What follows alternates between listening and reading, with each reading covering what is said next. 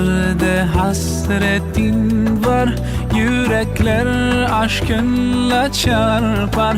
Sensiz dünya bizlere dar. Selam sana ey kutlu yar. With submission, faith and patience, you conveyed the noble message, brought us light through your guidance. Peace be upon you, my beloved. Ya Habibi, Ya Muhammad, Ya Nabi, salam alayka.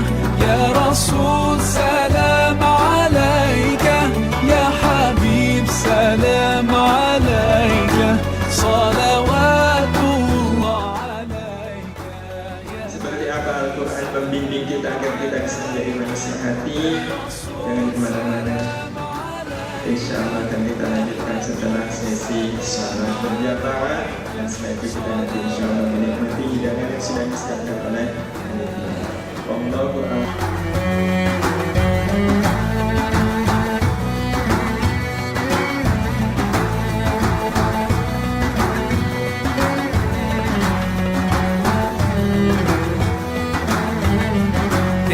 मोहब्बत की महक से ये ज़मीन व आसमां आबाद है.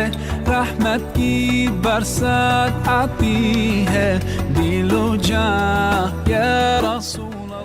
Adik-adik TBA Sakura Joko yang akan dibawakan oleh adik Rizky dan adik Abdullah Azam, yaitu surat Al-Balad dan surat An-Nabas.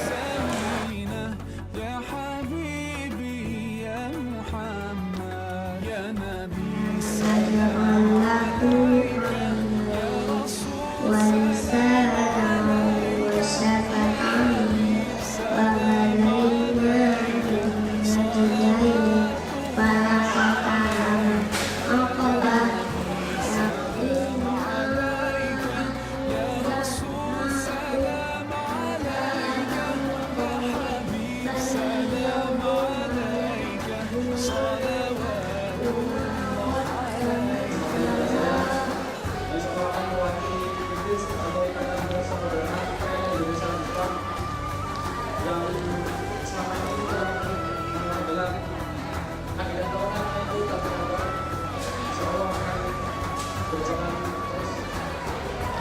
Kami kritis dari amanah oleh PKKU untuk mempresentasikan sesuatu dari PKKU.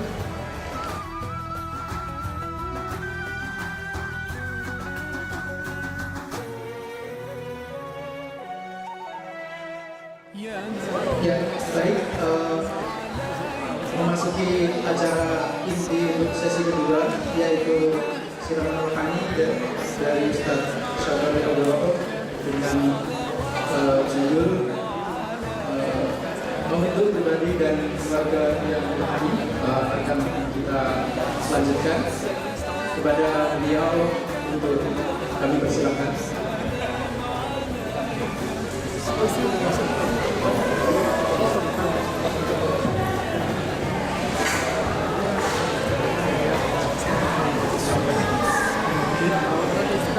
Assalamualaikum warahmatullahi wabarakatuh.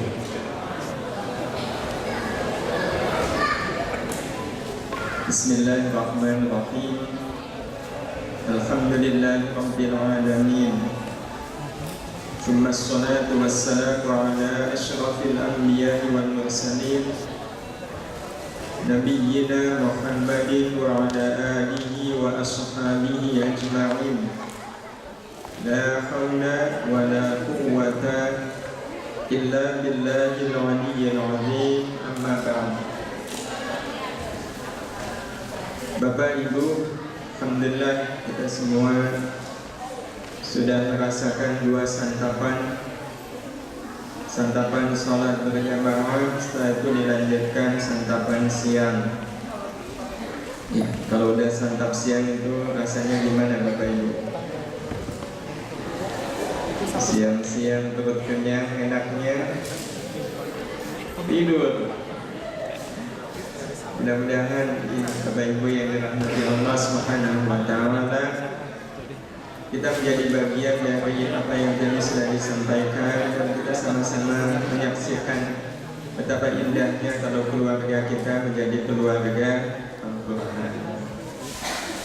Ya, nikmat sekali kita bisa menjadi keluarga Al-Quran, karena insya Allah kalau keluarga Al-Quran itu keluarga yang hatinya hidup. Ya, keluarga yang hatinya hidup. Jadi kalau sang ayah hatinya hidup, sang ibu hatinya hidup, anak-anak juga hatinya hidup, kira-kira keluarga itu akan jadi keluarga apa Bapak Ibu? Sakinah, mawaddah, dan rahmah. Itulah kenapa kemudian Al-Quran menjadi sangat penting bagi kita, karena dialah sumber kehidupan hati. Sakinah, mawaddah, dan rahmah itu tidak akan mungkin terjadi kalau hatinya tidak dalam keadaan hidup. Hatinya dalam keadaan hidup. Sebagai contoh, ini ciri orang kalau hatinya hidup. Kapan orang merasa bahagia? Umumnya orang akan bahagia itu kapan Bapak Ibu? Ketika dibahagiakan atau ketika membahagiakan?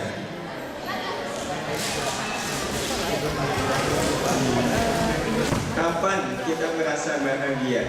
Ketika dibahagiakan atau membahagiakan? Betapa banyak orang yang mengatakan ya ketika saya dibahagiakan. Kalau orang bahagianya karena dibahagiakan, apakah dia orang yang hidupnya bahagia?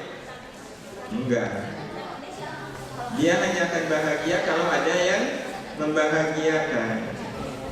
Tapi kalau seandainya bahagia kita ada pada saat kita membahagiakan orang lain, inilah orang yang bahagianya adalah asli.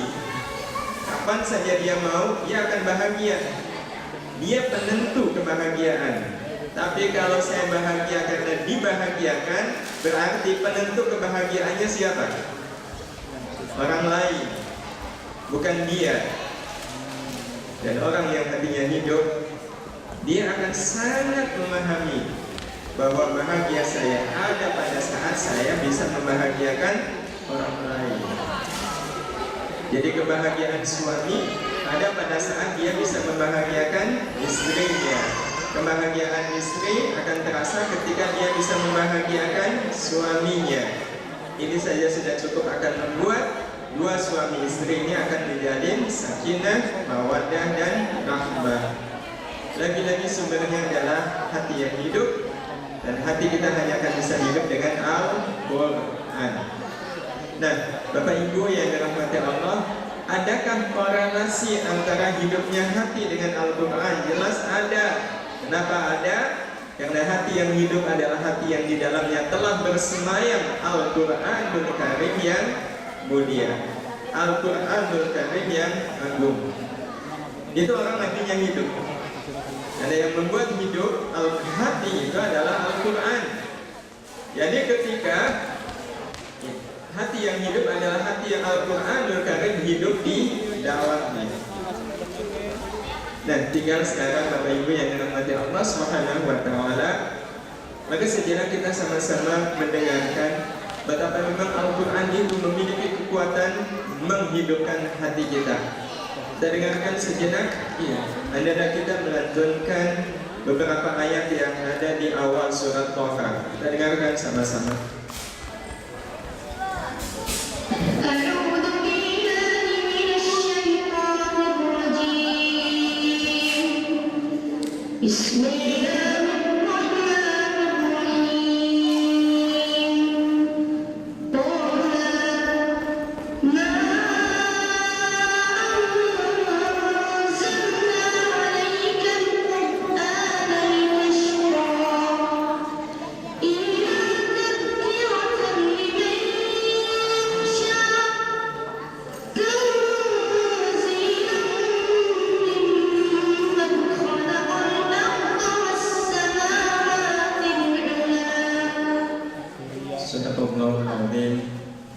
Sungguh ayat ini ayat yang memahamkan kita untuk apa Allah Subhanahu wa taala menurunkan Al-Qur'an kepada kita. Ya, Allah menyebutnya dengan ma anzalna 'alaikal qur'ana litashqa. Ma anzalna, tiadalah kami menurunkan 'alaika kepada Muhammad, menurunkan Al-Qur'an itu litashqa, untuk mencelakakanmu. Enggak. Al-Qur'an diturunkan tidak untuk menimbulkan kecelakaan, menimbulkan bencana, menimbulkan malapetaka, bukan. Terus untuk apa Al-Qur'an diturunkan? Illa tadhkiratan liman yakhsha, kecuali menjadi tadhkirah, kecuali menjadi tadhkirah, peringatan bagi orang-orang yang di dalam hatinya ada rasa khasyah. Hadirin hadirat yang dirahmati Allah Subhanahu wa taala, inilah yang dikatakan oleh Allah Subhanahu wa taala, Al-Qur'an itu diturunkan untuk menjadi tadhkirah. Ya. Nah, karena itulah tanda bahwa Al-Qur'an telah menghidupkan hati kita adalah ketika Al-Qur'an telah menjadi tadhkirah bagi kehidupan kita. Al-Qur'an itu menjadi tadhkirah bagi kehidupan kita. Jadi kehidupan kita itu selalu diingatkan oleh Al-Qur'an, sehingga segala sesuatunya membuat kita itu ingat dengan Al-Qur'an. Dihina orang, yang kita ingat apa? Yang kita ingat bukan kemudian ini saatnya saya membalas, enggak. Yang diingat adalah apa nih kata Al-Qur'an kalau saya berhadapan dengan orang yang menghina saya gagal. Iya. Yang ada dalam benak pikiran kita apa Bapak Ibu? Dan kira apa nih kata Al-Qur'an kalau seandainya saya gagal, saya hidup kaya, melimpah harta. Apa nih pesan Al-Qur'an kalau saya hidupnya kaya? Itulah tanda kalau hati kita dihidupkan oleh Al-Qur'an. Nah, sebenarnya Bapak Ibu yang dirahmati Allah, karena apakah kita hidup? Kita dalam artian fisik dulu, sebelum bicara tentang bagaimana Al-Qur'an itu menghidupkan kita. Karena apakah kita hidup? Bagusan sama-sama kita melakukannya. Bukankah karena makanan dan minuman yang kita masukkan ke dalam perut? Betul? Andai 7 hari kita nggak makan, nggak ada makanan, nggak ada minuman yang masuk ke dalam perut, apakah kita masih tetap hidup? Enggak. Inilah hidupnya badan. Iya, hidupnya badan itu karena makanan yang masuk ke dalam perut kita. Maka sebenarnya itu juga sama. Apa yang membuat hati kita hidup? Al-Qur'an. Nah, Al-Qur'an hanya akan bisa menghidupkan hati kalau kita mau memasukkannya ke dalam hati. Ya, Al-Qur'an itu hanya akan menghidupkan kita kalau kita mau memasukkannya ke dalam hati. Persis sama makanan. Makanan itu hanya akan membuat kita hidup kalau kita mau memasukkan makanan itu ke dalam tubuh kita. Ada makanan, tapi kita nggak mau memasukkannya ke dalam tubuh pasti akan mati. Quran ada, tapi kalau orang tidak mau memasukkannya ke dalam hati, hatinya juga pasti akan mati. Dan karena itu, bagaimana caranya agar Al-Quran ini ada di dalam hati kita? Caranya sebenarnya persis sama seperti kita makan. Bapak Ibu yang dirahmati Allah, apa tahap-tahap makanan bisa masuk ke dalam perut kita? Apa tahapnya? Makanannya udah ada, nggak usah masak. Apa tahap pertama? Membuka mulut. Betul Bapak Ibu? Kalau nggak mau membuka mulut, bagaimana mungkin makanan masuk ke dalam tubuh kita? Iya. Kalau ibu nyuapin anak, iya. Maka tahap pertama, ibu nyuruh apa kepada anak? Suruh buka mulut. Ayo buka mulutnya. Setelah buka mulut, makanan bisa masuk. Tahap kedua apa Bapak Ibu? Ditelan? Enggak. Ada proses sebelumnya, yaitu mengunyah. Iya, tahap mengunyah. Inilah sebenarnya tahap paling nikmat waktu kita makan. Betul Bapak Ibu? Nikmatnya makan itu sebenarnya kapan? Waktu mengunyah.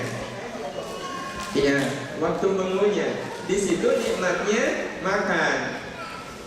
Tetapi senikmat-nikmatnya makanan yang kita kunyah, apa terus-terusan kita kunyah? Enggak. Pada saatnya kita harus ikhlas. Ikhlas untuk apa?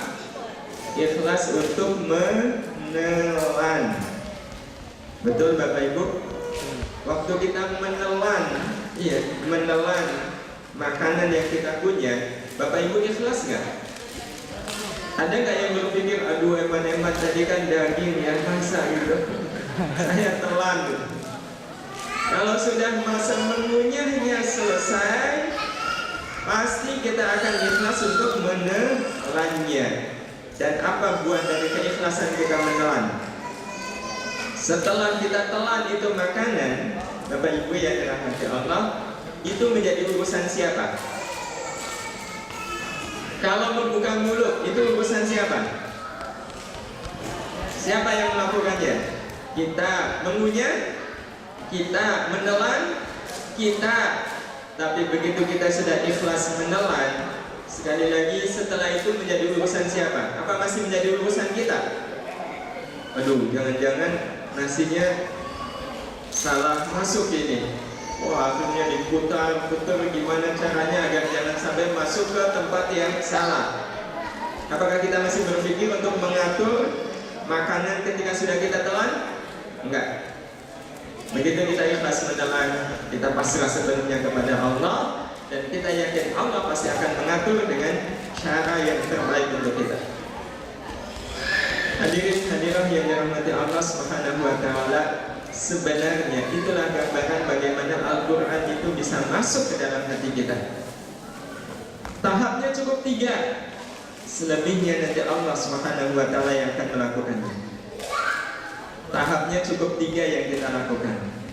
Selebihnya nanti Allah Subhanahu wa taala yang akan melakukan.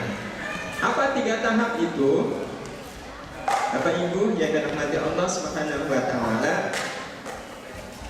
tahap pertama, sebelum kita sampaikan wujudnya, sasarannya adalah bagaimana Al-Quran ini bisa membuat nafsu kita menjadi nafsu yang mutmainnah. Karena di sesi awal tadi kita tahu bahwa hati itu tidak bisa hidup karena pengaruh nafsu.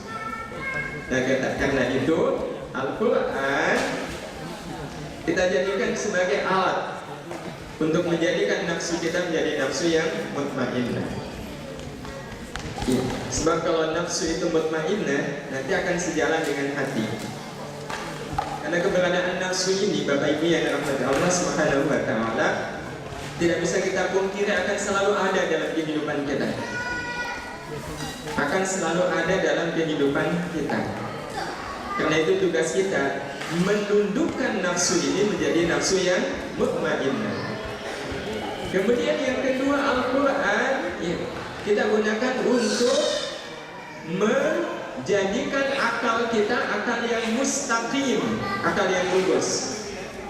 Betapapun tadi kita sampaikan bahwa Bapak Ibu yang dirahmati Allah Subhanahu wa taala, akal itu bisa menjadi unsur yang membuat hati jadi sakit.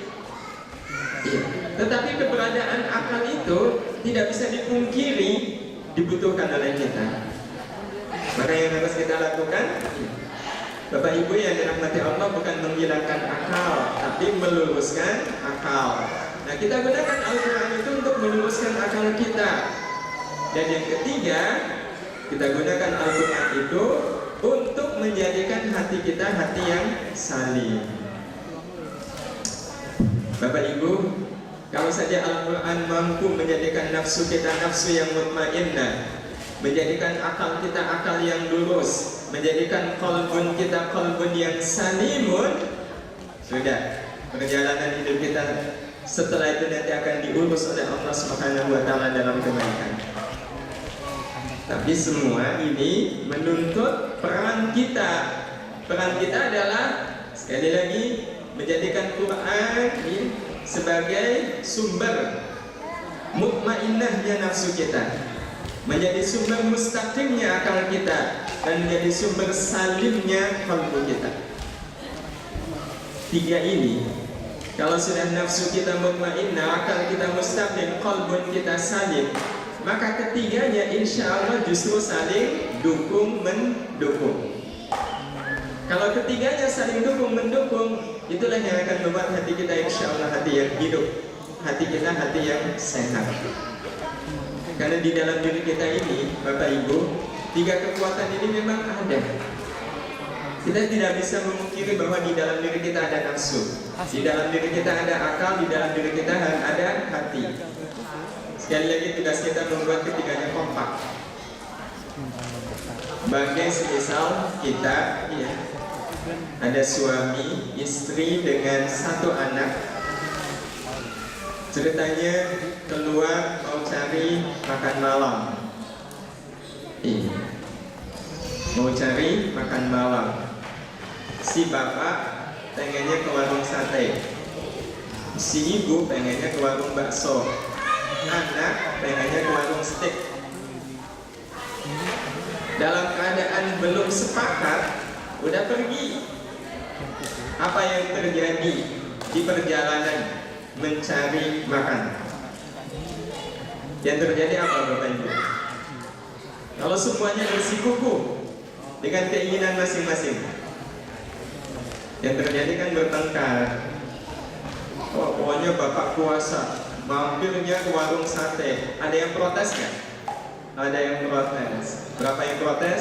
2 lawan 1 kan menang 2. Ya udah pindah ke warung bakso. Begitu di warung bakso ada yang protes? Ada. Berapa yang protes? 2. Kalah juga yang 1. Maka apa yang terjadi, Bapak Ibu? Di jalan bertengkar, pulang kira-kira perutnya kenyang nggak? Enggak, tetap lapar. Maka itulah yang terjadi ketika perjalanan hidup kita dalam kondisi antara nafsu, akal, dan hati belum sejalan.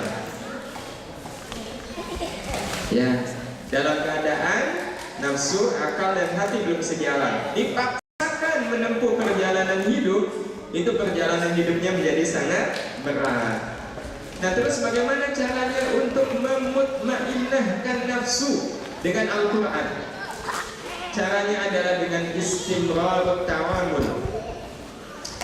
Itu cara agar Al-Quranul Karim menjadikan nafsu kita nafsu yang mutmainnah. Yang kita lakukan, ibarat kita makan tadi membuka mulut, maka mulut hati kita, pintu hati kita buka dengan istimrarut tawamul. Nanti akan kita jelaskan pengertiannya. Tapi maksud dari istimrarut tawamul adalah terus menerus berinteraksi dengan Al-Quran. Itu cara agar hati kita terbuka. Bagaimana membuka mulut? Kita harus mau membuka pintu hati kita. Caranya adalah dengan istimrarut tawamul. Karena yang membuat hati manusia tertutup itu biasanya nafsu. Yang membuat hati manusia tertutup itu nafsu. Saya tahu harusnya saya memaafkan dia, tapi saya nggak sudi memaafkan dia. Nah, yang bilang nggak sudi memaafkan dia itu siapa? Nafsu. Kita buka pintu hati kita dengan kita tundukkan nafsu kita dengan istimrarut tawamul. Yang kedua, untuk memustaqimkan akal, apa yang harus kita lakukan? Juddul fahmi, bersungguh-sungguh di dalam memahami Al-Quran. Bersungguh-sungguh di dalam memahami Al-Quran. Nanti kita jelaskan pengertiannya. Dan yang ketiga, untuk menjadikan hati kita hati yang salim, yang kita lakukan adalah ikhlasul qabul. Ikhlas di dalam menerima Al-Quran. Ikhlas di dalam menerima kandungan Al-Quran. Nah, kita coba rinci 3 hal ini.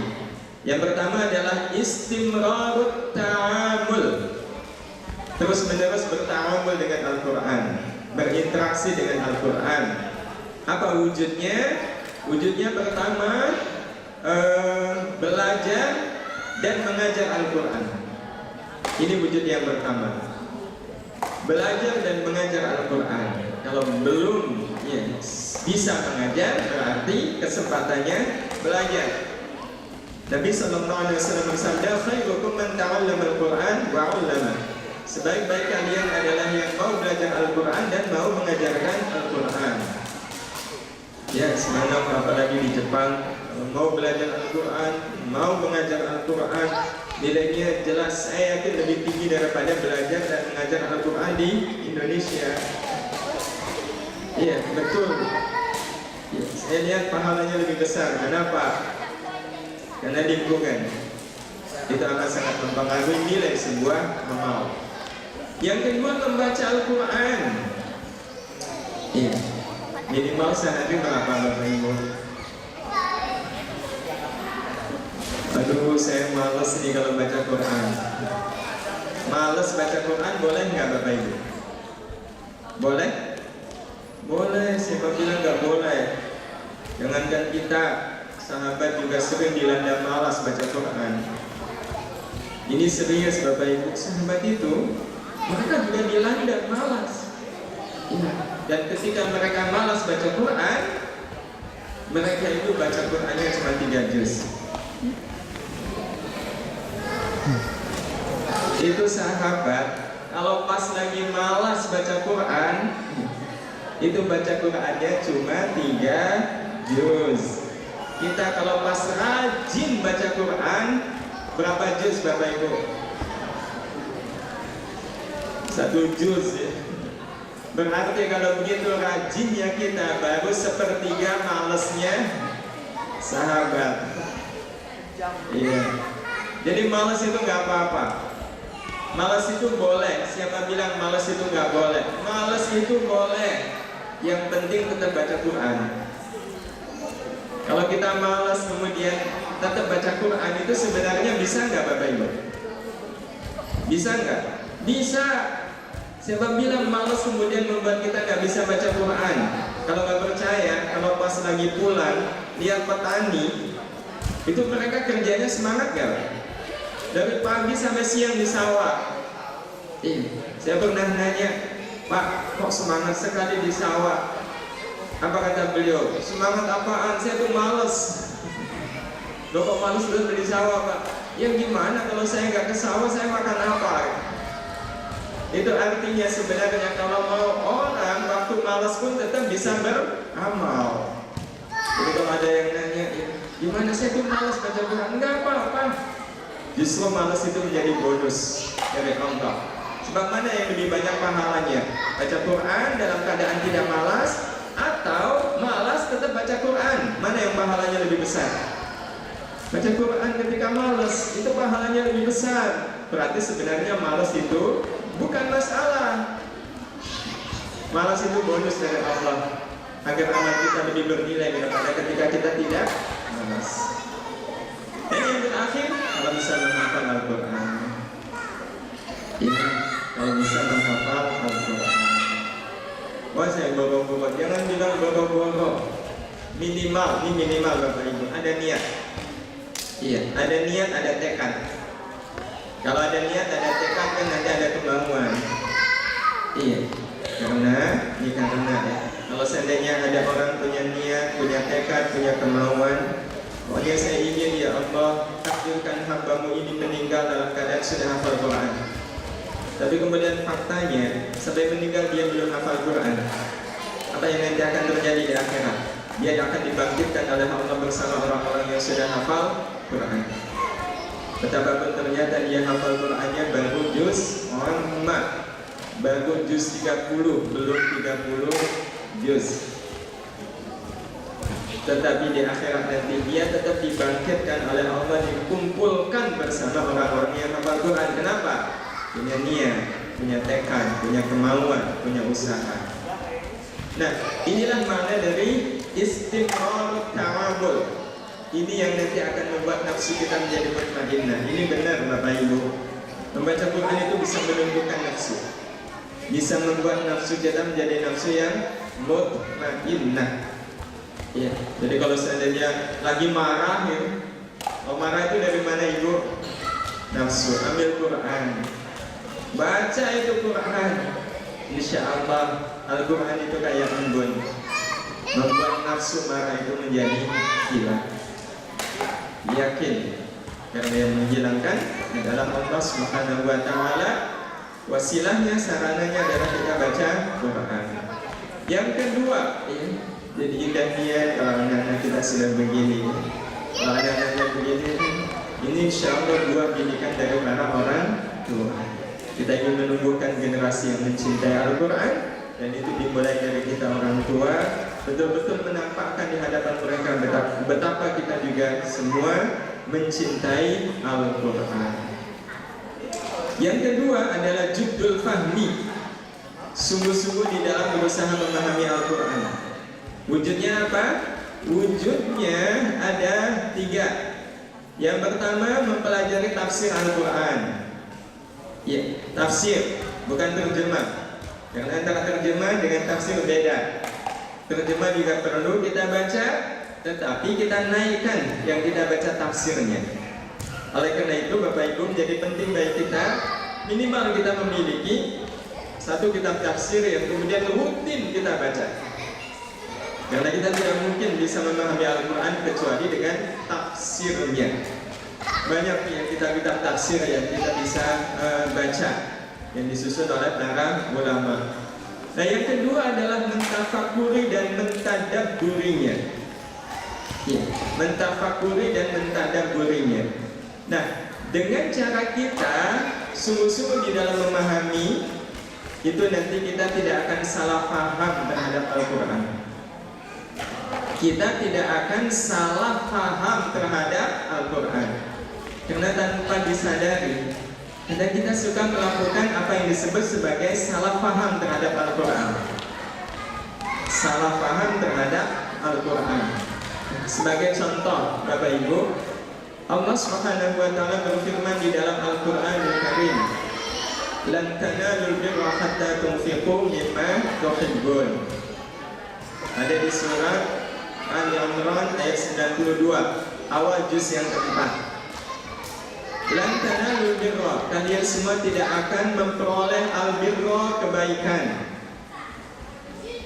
Al-birra di sini kalau secara bahasa artinya kebaikan. Tapi kalau kita baca di kitab tafsir, nah inilah pentingnya kenapa kita memahami Al-Quran dari kitab tafsir. Para mufassir mengatakan bahwa al-birra itu pengertiannya adalah segala kebaikan yang bisa mengantarkan ke surga. Kebaikan yang bisa mengantarkan ke surga. Sehingga banyak para mufassir yang mengartikan al-birra di sini sebagai al-jannah.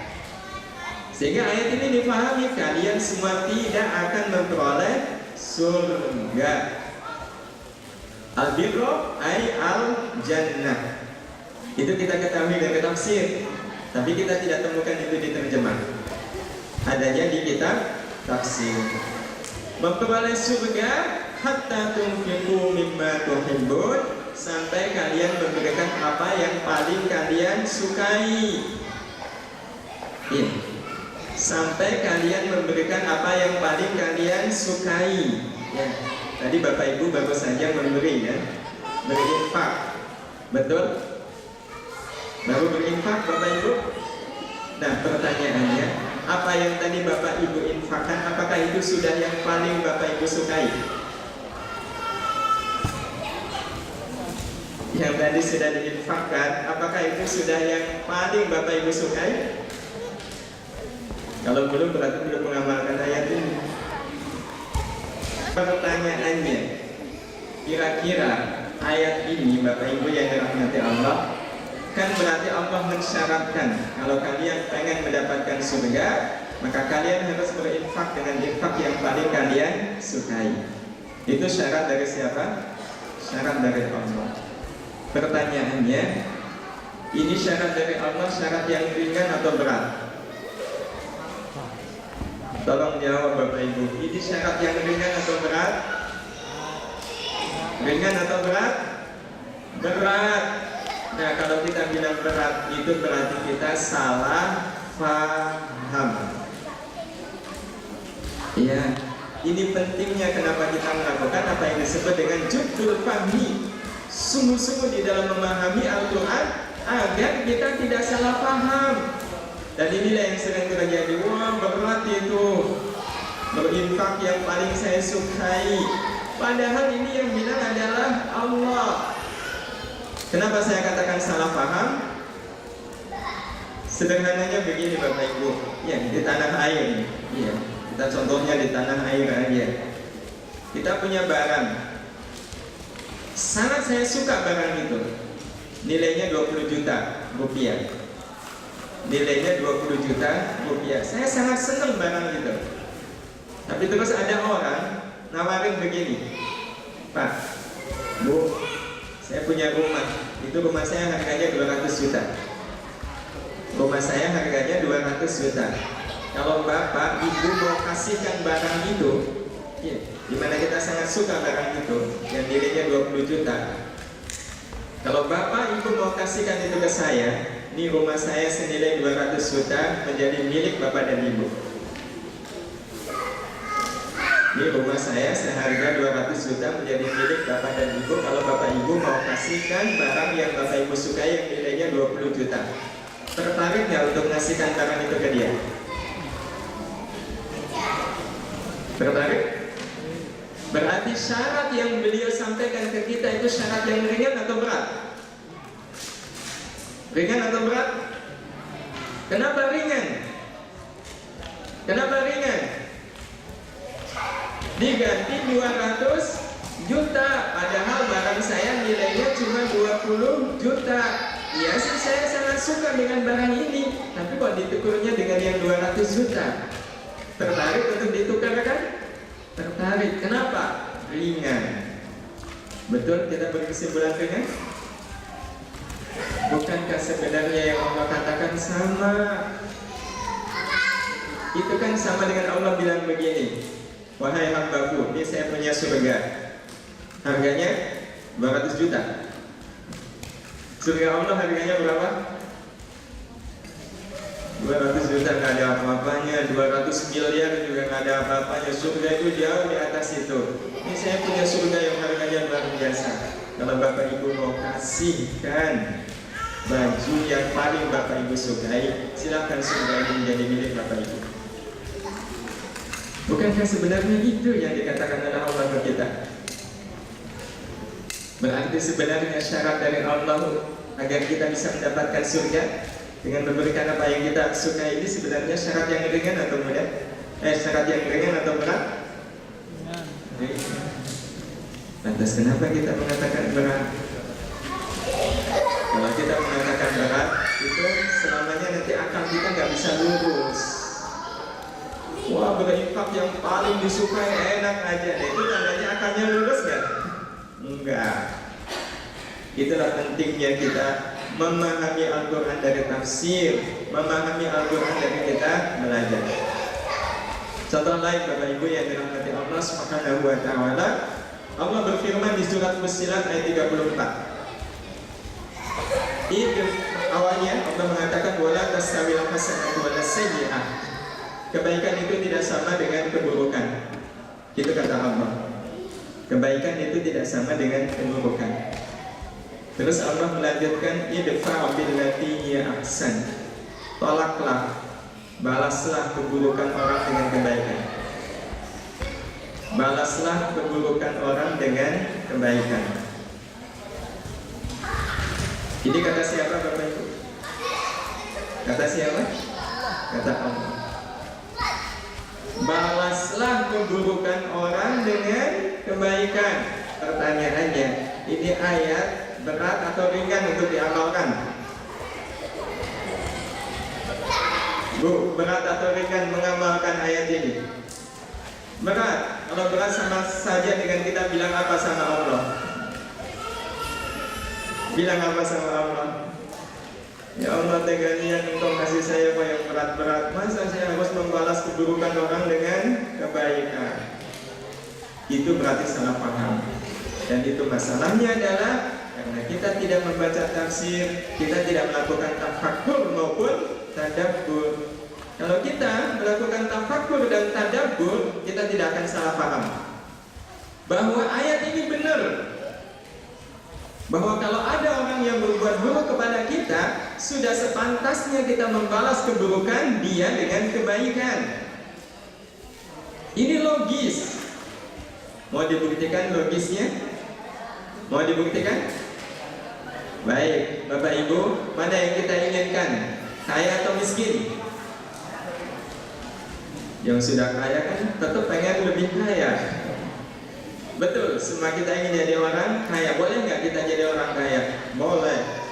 Ya, boleh kita pengen jadi orang kaya. Nah, kita semua ingin jadi orang kaya. Terus, apa yang kita rasakan saat bertemu dengan orang yang mau membantu mewujudkan keinginan kita untuk jadi orang kaya? Dia tulus, dia ikhlas membantu kita agar kita juga bisa jadi orang kaya. Bagaimana sikap kita kepada beliau? Senang nggak Bapak Ibu? Senang. Berterima kasih nggak kepada beliau? Berterima kasih, karena beliau mau bantu saya untuk jadi orang kaya. Kalau kita senang dan berterima kasih kepada beliau, itu sudah sepantasnya nggak Bapak Ibu? Sudah sepantasnya kan? Kita senang dan berterima kasih kepada orang yang mau membantu saya untuk jadi orang kaya, betul?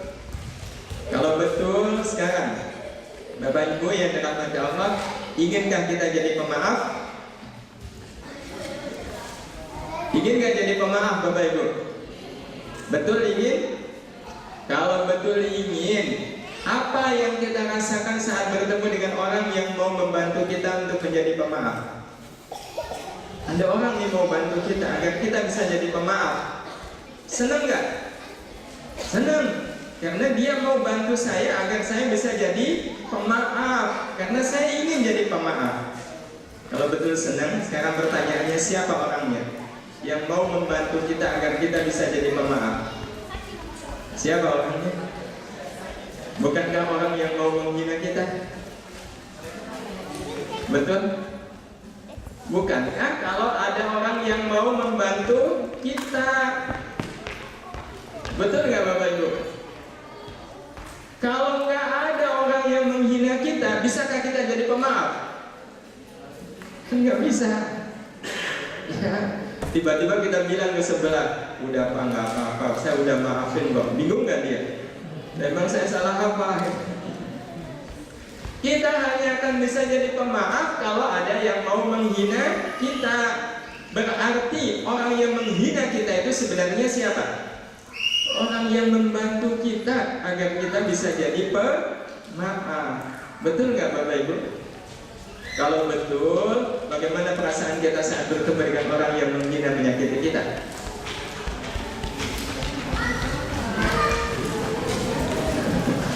Tentu jengkel ya Pak. Loh, dia sangat baik ke Bapak kok membantu untuk jadi pemaaf. Kalau kemudian kita jengkel sama dia, itu logis nggak? Logis? Enggak. Enggak. Subhanallah. Inilah yang kita maksudkan dengan mentafakuri, mentadabburi. Bahwa ternyata orang yang menghina saya adalah orang yang sangat berjasa kepada saya karena dia sudah membantu saya untuk jadi pemaaf. Maka pantasnya sikap kita kepada beliau apa? Membalasnya dengan keburukan atau dengan kebaikan? Dengan kebaikan. Maka betul itu fa'billati hiya ahsan. Ya. Karena saya ingin jadi pemaaf, maka saya lapang saat ada orang yang mau menghina menyakiti saya. Bahkan saya akan balas penghinaan dia dengan kebaikan. Berarti sebenarnya ayat tadi logis nggak Bapak Ibu? Logis. Itu karena kita memahaminya dengan lurus. Kalau sudah begini berarti akal kita akal yang apa? Mustaqim. Satu lagi nih Bapak Ibu, betapa kita sering sekali salah paham terhadap Al-Quran ya. Buka ayat ini berat, ini berat, ini berat. Itu sebenarnya karena masalah salah paham. Ini yang terakhir, yang ketiga. Allah Subhanahu wa taala berfirman, "Wa mal hayatud dunya illa mata'ul ghurur." Dan tiadalah kehidupan dunia itu kecuali kesenangan sesaat yang menipu. Berarti maknanya apa? Dunia itu tipuan. Dunia itu tipuan. Ya, karena dia kesenangan dunia yang sesaat yang menipu. Ya, jadi ini contoh aja Bapak Ibu, nonton bola itu kesenangan dunia bukan? Kesenangan dunia? Ya, itu kesenangan dunia. Banyak nggak orang itu? Berarti nonton bola itu namanya apa? Namanya apa? Tipuan. Kalau berdasar ayat ini ayat Al-Quran 185. Dan tiadalah kehidupan dunia itu kecuali kesenangan sesaat yang menipu. Nonton bola itu kesenangan dunia atau kesenangan akhirat? Dunia. Apakah dengan nonton bola alam kubur kita jadi lapang selapang lapangan bola? Enggak. Berarti kalau begitu betul nonton bola adalah kesenangan dunia. Berarti sebenarnya nonton bola itu tipuan bukan Bapak Ibu? Tipuan. Tapi kita bisa menerima enggak? Nah ini yang bilang Allah. Yang bilang adalah Allah. Tapi kadang kalau nonton sinetron sama, itu tipuan bukan sebenarnya. Bapak Ibu yang dirahmati Allah, kok bisa ya kesenangan dunia tipuan? Mau dibuktikan? Mau dibuktikan? Baik, kita angkat contohnya. Ya, kembang. Kembang itu personifikasi dari apa? Dari wanita. Ya, itu personifikasi dari wanita. Wanita itu termasuk kesenangan dunia bukan Bapak? Mas-mas, termasuk kesenangan dunia? Kok nggak ada jawaban nih? Ya, kalau gini di Jepang ya, banyak yang menyenangkan nggak di Jepang? Lihat wanitanya, banyak. Berarti itu kesenangan.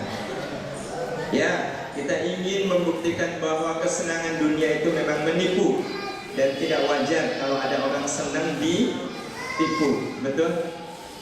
Ya, wajar nggak kalau orang senang dengan ditipu? Sekarang wanita, apa sih yang menyenangkan dari wanita? Yang pertama karena kecantikannya, betul bapak-bapak? Tidak cuma bapak-bapak, ibu-ibu kan begitu juga ya. Betul, kecantikan wanita itu menjadi bagian dari yang disenangi.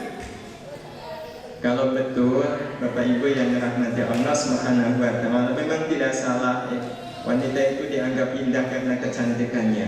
Tapi sekarang mari sama-sama kita lihat, apa komentar kita kalau kita lihat beliau ini?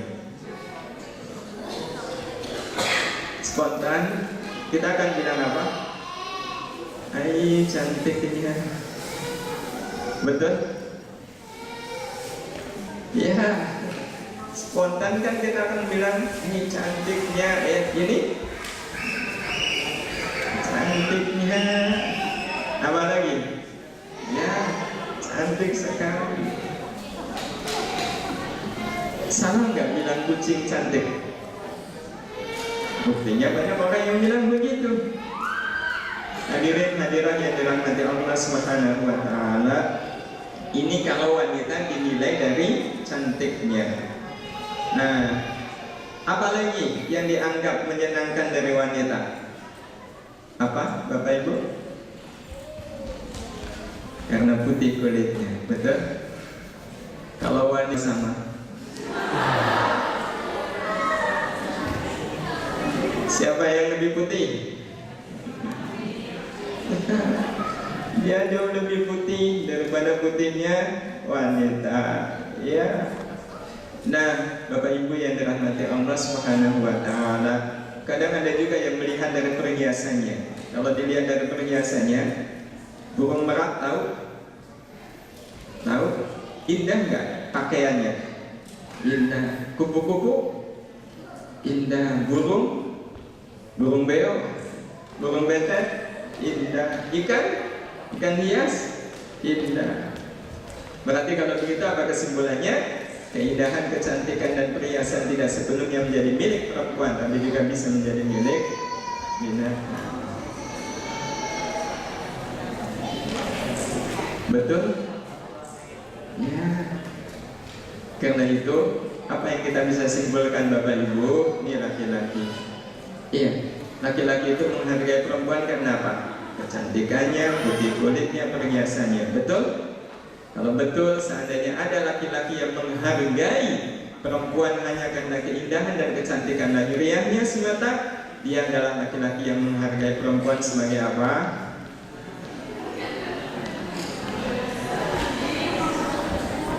Nah iya, karena cantik itu tidak hanya milik perempuan. Logis Bapak Ibu? Logis. Nah, sekarang bagaimana sebaliknya kalau itu yang dilakukan adalah perempuan? Sama, perempuan yang hanya menyibukkan diri dengan keindahan dan kecantikan lahiriahnya semata adalah perempuan yang sedang bersaing dengan kucing. Iya. Karena itu, nih bagi para akhwat, para muslimah, kalau ada laki-laki yang bilang kamu kok cantik sekali, maka jawab, emangnya saya kucing. Kok kamu kulitnya putih sekali, emangnya saya. Bapak Ibu yang dirahmati Allah, cantik tidak cantik sebenarnya kan sama-sama akhirnya meninggal. Betul? Betul? Ya. Kalau sudah meninggal, tentu dikubur. Kalau sudah dikubur akan jadi santapan cacing, belatung. Betul?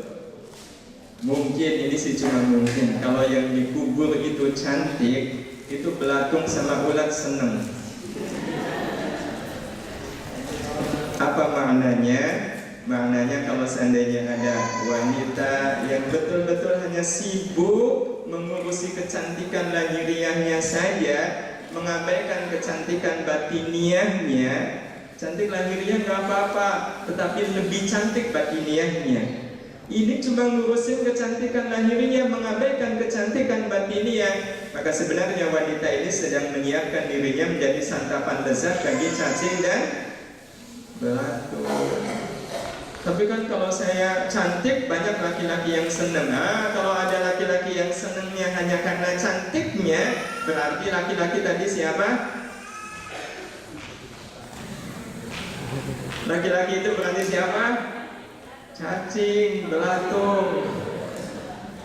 Jadi kalau lihat wanita Jepang itu yang tertarik, ya itu berarti kualitas dia kualitas apa? Kualitas cacing. Kenapa? Karena wanita Jepang itu kan cuma cantik lahiriahnya, di dalamnya nggak ada imannya. Mudah-mudahan kita berdoa suatu saat Allah bukakan agar mereka juga bisa menjadi wanita-wanita yang beriman, sehingga mereka menghargai dirinya tidak hanya lahiriahnya tapi juga batiniahnya. Jadi kalau begitu Allah mengatakan kesenangan dunia itu menipu, benar nggak Bapak Ibu? Benar. Benar. Kalau orang tidak memahami, dia senang ditipu, dan itu aneh. Nah, terakhir Bapak Ibu yang dirahmati Allah adalah ikhlasul qabul. Nah, apa pengertian ikhlasul qabul? Pengertiannya adalah menerima Al-Quran dengan cara mengamalkan semua isinya dengan hati yang ikhlas.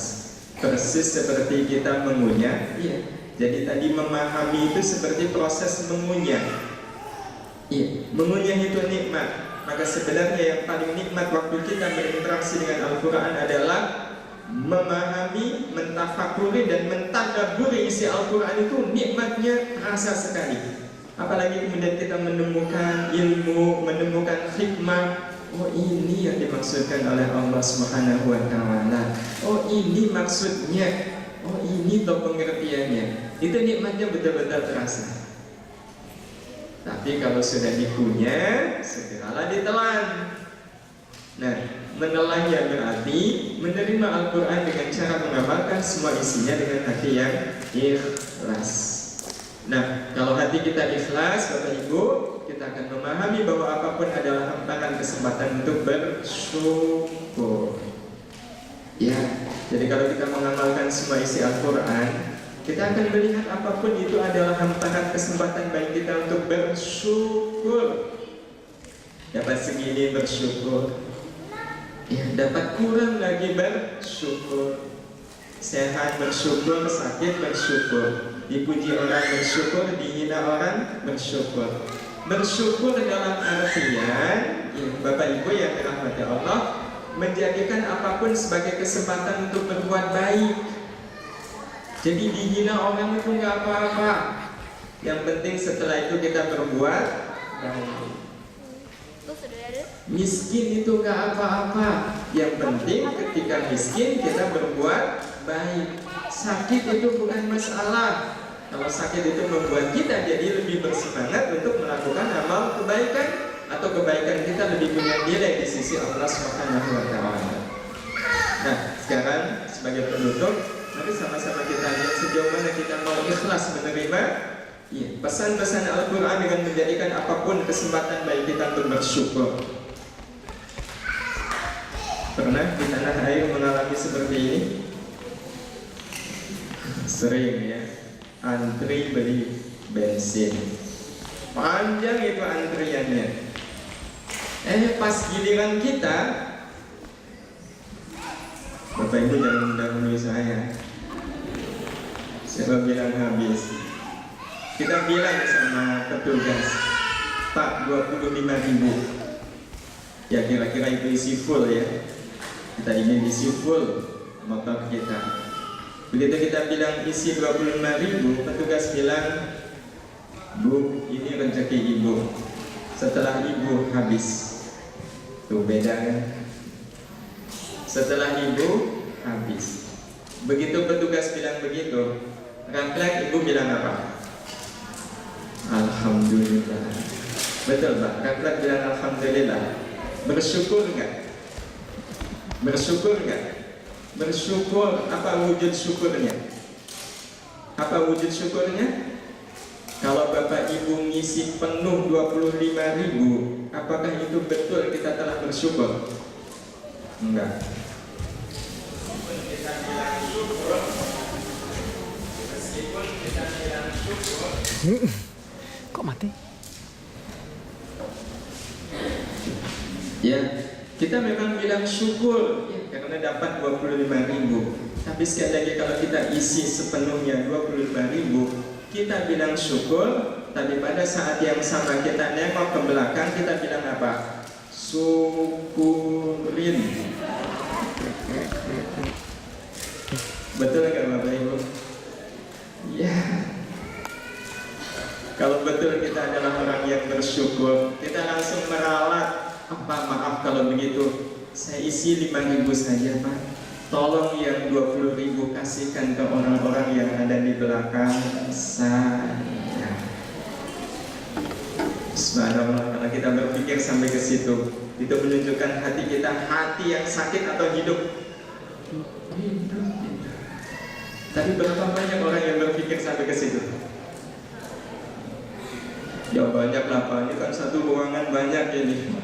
Insya Allah setelah ini kita betul-betul hati kita hidup sehingga apapun berpikirnya kita adalah semua harus menjadi jalan kebaikan bagi saya. Ya, kalau pengen syukurnya utuh nggak jadi misi. Ya, tapi kalau jadi misi ya kayaknya saya juga butuh. Ya udahlah 5.000, 20.000 kita kasihkan ke orang lain, itu sudah menunjukkan kita adalah hamba yang bersyukur. Itu menunjukkan hati kita hidup. Tapi kalau misi sepenuhnya 25.000, itu di mana hati nurani kita? Sementara kita tahu melihat di belakang masih banyak orang yang antri. Satu lagi Bapak Ibu, ya, kalau nengok di tanah air kan, kalau pas jam besuk, parkirannya biasanya penuh nggak? Penuh, sampai bingung nggak nyari parkiran. Tapi suatu saat pas masuk ke parkiran, kok ada satu tempat yang lowong. Ya, jadi kalau naik mobil itu betul ada satu ini yang kosong. Baru masuk kok lihat ada satu tempat yang kosong. Kita spontan bilang apa? Alhamdulillah. Itu pernyataan apa? Syukur. Ya, Alhamdulillah, syukur ketika ada satu tempat yang kosong. Ya, kita bersyukur. Apa wujud syukurnya?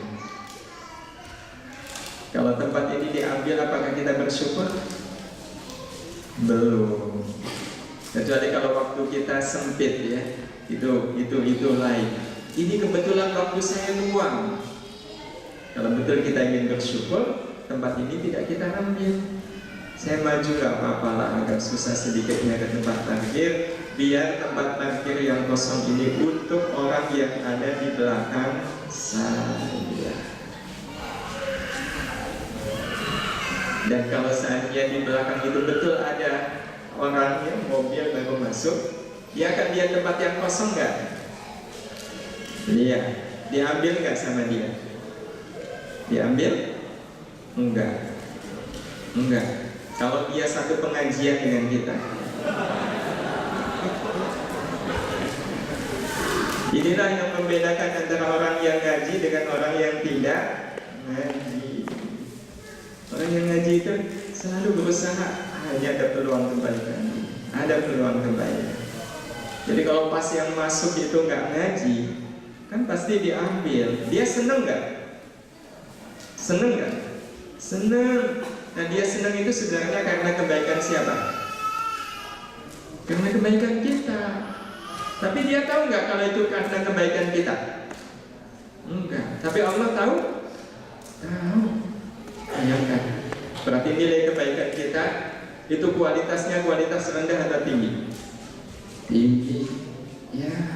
Sebab orang yang ada di belakang kita bisa jadi komentarnya ke kita apa? Ada tempat luang kok nggak kita masuki, itu komentar dia apa?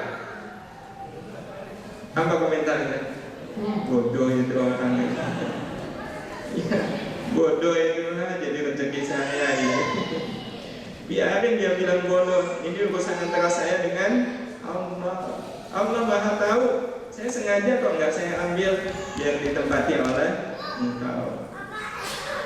Subhanallah. Sebenarnya Bapak Ibu yang dirahmati Allah, kalau kita menjadikan Al-Quran betul-betul sumber bagi kita, bagi kehidupan hati kita, tidak ada peristiwa, tidak ada kejadian kecuali pasti akan menjadi peluang bagi kita untuk bisa mendapatkan amal baik. Kita betul-betul akan menjalani hidup ini dengan semangat bersyukur. Ya, bersyukur atas apapun. Bersyukur atas apapun.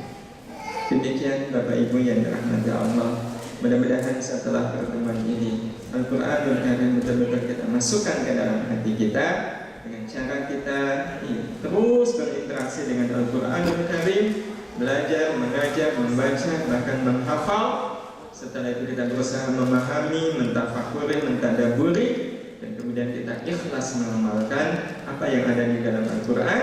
Karena sebenarnya apa yang ada di dalam Al-Quran itu tidak ada yang berat. Kalau kita masih mengatakan berat, itu berarti karena kita belum mengunyah Al-Quran.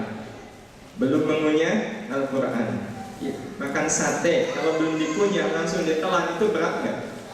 Ya berat. Iya, lagian juga sayang ini nggak dikunyah. Nggak enak kalau langsung ditelan. Tapi kalau sate itu dikunyah, insya Allah kita akan menelannya. Dan kalau kita sudah mengamalkan Al-Quranul Karim dengan ikhlas, nextnya apa Bapak Ibu? Nextnya hidup kita sepenuhnya ada dalam jaminan Allah. Hidup kita sepenuhnya insya Allah dalam penjagaan Allah. Sebagaimana ketika kita dengan ikhlas menelan makanan masuk ke dalam perut, kan kita nggak perlu ngurus, karena sepenuhnya nanti akan diurus oleh Allah Subhanahu wa Ta'ala. Oleh karena itu kita akan melihat orang-orang yang hidupnya ikhlas, insya Allah hidup dia akan sepenuhnya diurus oleh Allah Subhanahu wa Ta'ala.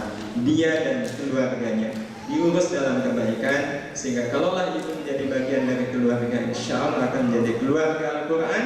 Dan keluarga Al-Quran pasti akan diutuhkan oleh Allah. Kebersamaan yang mulia di dunia pasti akan Allah utuhkan pada kebersamaannya nanti di akhirat mulia. Bukankah yang kita inginkan hidup bersama keluarga adalah bersama di dunia, bersama di akhirat? Apalah artinya hidup rumah tangga, punya anak, bersama kelihatannya menyenangkan di dunia, tapi kalau harus cerai-berai di akhirat, na'udzubillah, mudah-mudahan itu tidak terjadi pada diri kita semua. Allah takdirkan nanti di akhirat kita bisa bertemu dengan seluruh keluarga kita, utamanya anak-anak kita semua di dalam surga Firdaus, surga Allah Subhanahu wa Ta'ala. Amin Allahumma. Saya kembalikan kepada pembawa acara untuk melanjutkan acara selanjutnya. Kalau ada dialog, kita silakan. Tapi kalau waktunya sudah cukup, berarti insya Allah ini kita anggap sudah cukup. Silakan pembawa acara. Assalamualaikum warahmatullahi wabarakatuh.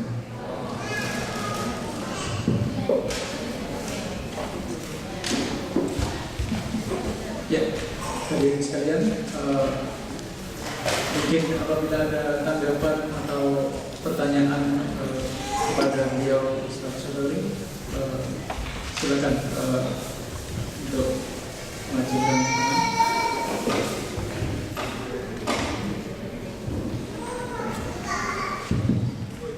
Bismillahirrahmanirrahim. Assalamualaikum warahmatullahi wabarakatuh. Nama saya Akbar. Menyangkut pembicaraan sebelumnya, pertanyaan saya Pak Ustadz, bagaimana cara menjadi pribadi yang kaya hati dan kaya harta?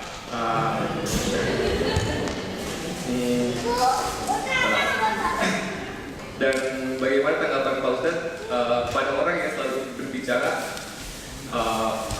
kaya hati saja sudah cukup, tidak perlu kaya harta. Apa emang kaya hati saja itu sudah cukup untuk hidup di dunia ini? Sekian, itu saja. Assalamualaikum warahmatullahi wabarakatuh. Waalaikumsalam warahmatullahi wabarakatuh.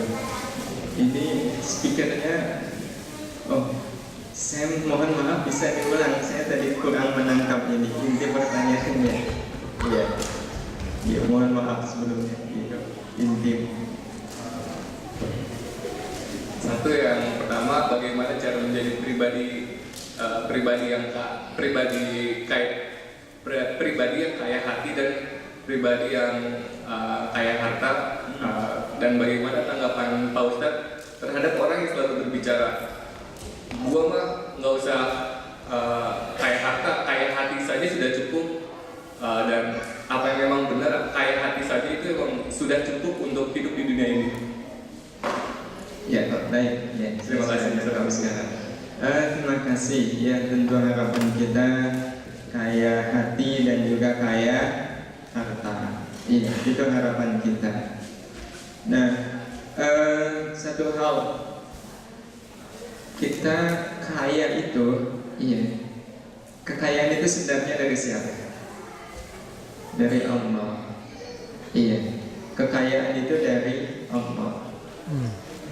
Maka sebenarnya nyambung antara kaya hati dengan kaya harta itu nyambung. Karena kita tahu bahwa kekayaan itu sumbernya adalah dari Allah, rizki dari Allah. Maka yang harus kita lakukan adalah kita menyiapkan diri kita menjadi pribadi yang ketika Allah Subhanahu wa Ta'ala memberikan harta itu kepada kita, Allah memberikannya karena Allah sayang kepada kita. Ya. Bukan karena Allah, kalau dalam bahasa akidah itu mengistidraj. Ya. Kalau dalam bahasa Jawa apa? Dilulu, ya. Bahasa Sundanya apa? Dilulu itu Allah ngasih bukan karena Allah sayang. Ya. Jadi gambarannya, misal ada anak minta dibelikan motor, orang tuanya bilang enggak. Nah, akhirnya anak ini ngancem mau belikan motornya. Kalau enggak, ini TV-nya saya lemparin. Lihat pakai gelas. Lihat gelagat anaknya begitu, apa kata orang tuanya? Udah, Bu, belikan aja tuh motor. Belikan aja, belikan. Itu berarti orang tuanya memberikan motor ke anak itu karena sayang atau karena marah? Marah. Iya, karena tidak ridho, ya.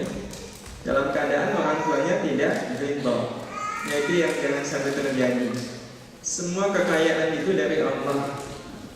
Bahwa kita, iya, nih yang terakhir ke Jepang. Ngapain ke Jepang? Cari rezeki. Kalau cuma cari rezeki, emangnya di Indonesia nggak ada rezeki? Ya, karena itu bahasanya bukan mencari rezeki, menjemput rezeki. Ya, kayaknya rezeki saya ada di Jepang ya. Saya jemput aja lah ke Jepang. Iya. Nah, tinggal penjemputannya dengan cara yang disukai oleh Allah. Allah nggak suka nipu ya, jangan nipu. Allah nggak suka nyolong ya, jangan nyolong. Allah nggak suka ngurangi timbangan ya, jangan ngurangi timbangan. Kita melakukan apa yang paling disukai oleh Allah Subhanahu wa Ta'ala. Kelak Allah akan berikan kepada kita yang tepat. Kelak akan Allah berikan kepada kita yang tepat. Semua orang memang pengennya kaya. Betul nggak Bapak Ibu? Tapi Allah tahu siapa yang paling tepat untuk dikayakan. Siapa yang paling tepat untuk dikayakan dan siapa yang pantasnya nggak dibuat kaya. Sebenarnya itu bagian dari keadilan Allah. Kalau Allah mau, bisa nggak Allah buat semua manusia kaya? Bisa. Tapi kita bisa bayangkan apa yang terjadi kalau semua manusia kaya. Gak akan ada training jauh-jauh ke Jepang. Ngapain saya ke Jepang? Saya udah jadi orang kaya. Kebayang betapa susahnya hidup. Susahnya hidup kalau sampai semua orang kaya. Genting rumah kita bocor. Nyari tukang kan? Ketemu nggak itu tukang? Enggak. Orang yang tadinya jadi tukang kayu juga kalau sudah kaya-kaya nggak bakalan mau. Udahlah Pak, saya bayar 5 juta. Aduh maaf, saya udah kaya, punya uang 10 miliar. Jadi itu bagian dari keadilan Allah. Akhirnya ada yang dibuat kaya dan ada yang dibuat tidak kaya. Dan Bapak Ibu yang dirahmati Allah, siapa yang lebih terhormat? Yang dibuat kaya atau tidak dibuat kaya oleh Allah Subhanahu wa Ta'ala? Yang berjasa itu orang kaya atau orang miskin? Orang miskin, betul. Karena sebab ada yang miskin, maka orang yang uangnya banyak disebut kaya. Berarti orang miskin itu adalah orang yang berjasa kepada orang kaya. Harusnya orang kaya tahu diri.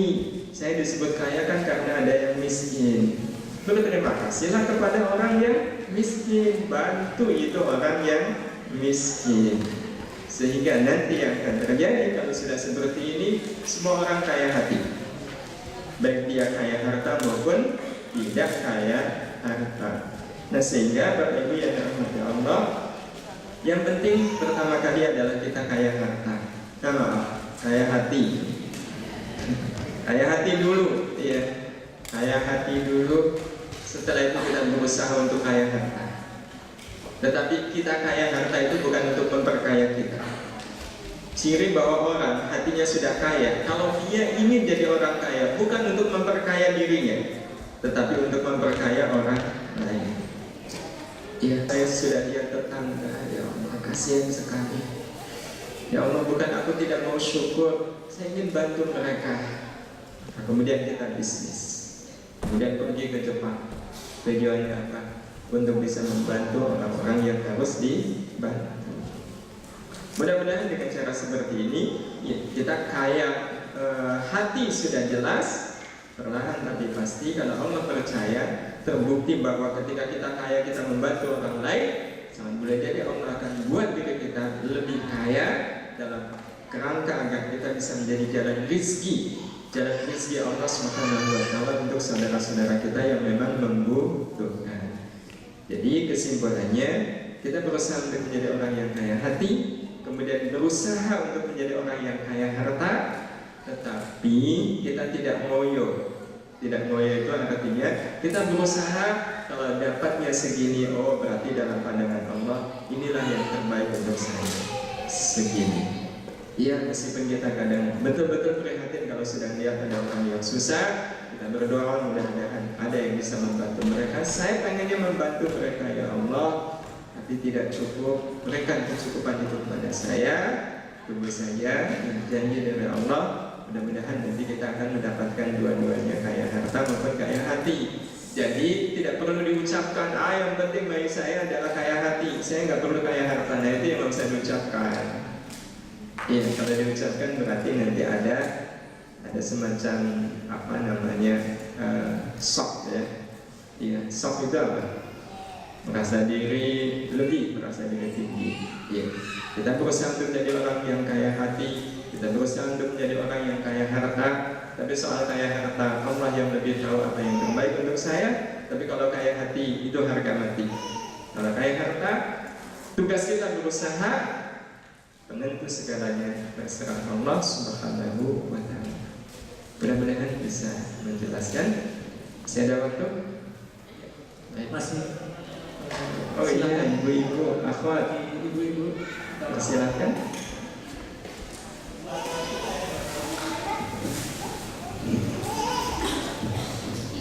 Assalamualaikum warahmatullahi wabarakatuh.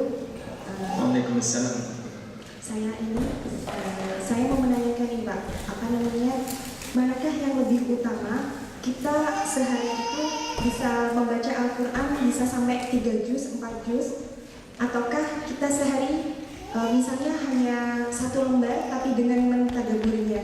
Kan kita tahu bahwasanya 1 huruf Al-Quran itu kan ada 1 kebaikan yang akan dilipat gandakan seperti itu. Jadi sebenarnya manakah yang lebih utama dari keduanya? Kemudian pertanyaan yang kedua, tadi untuk menjadi manusia yang hidup hatinya itu adalah manusia yang suka kebaikan. Tapi kadang-kadang baiknya kita itu dinilai orang lain itu tidak baik. Menurut kita baik, tapi kadang-kadang ternyata penilaian orang lain kok itu tidak baik gitu. Apalagi kita di Jepang ini banyak punya teman kerja orang Jepang seperti itu. Mereka punya kebiasaan katanya untuk lebih akrab.